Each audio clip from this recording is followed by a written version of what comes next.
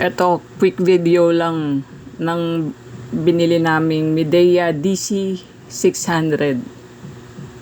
Yan. Worth 10,262.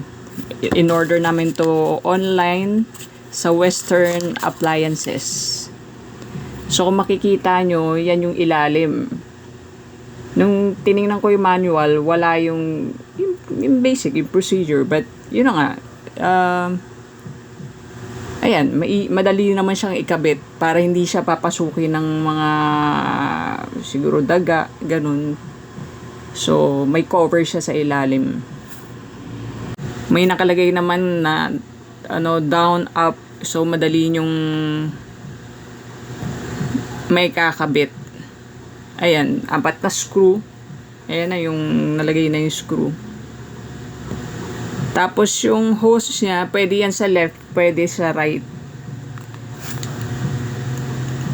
Pwede ilagay sa left, pwede sa right.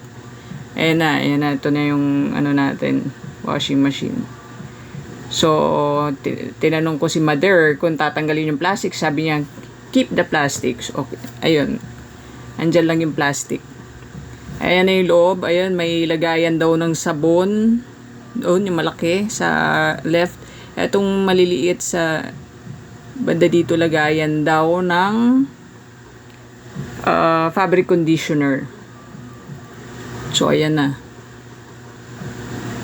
Ayan yung hose. Automatic.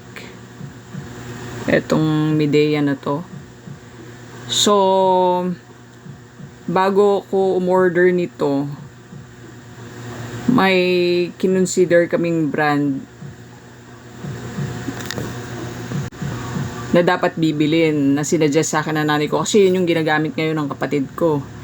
Pero nung nakita ko yung Midea, kasi meron kaming yung 2 tubs na Midea, yung manual dati, 2016 pa binili yun.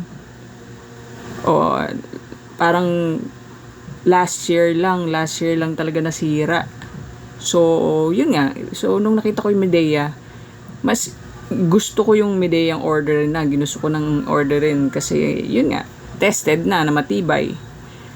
Pero ayun, tinest namin, nagsalang si mother. Tapos parang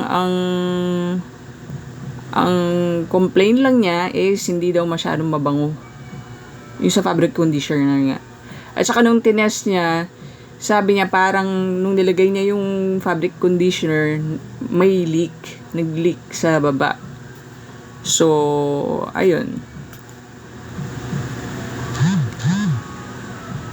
Paki-comment sa baba kung may ganito din kayong brand at kung satisfied naman kayo doon sa lagay ng fabric conditioner.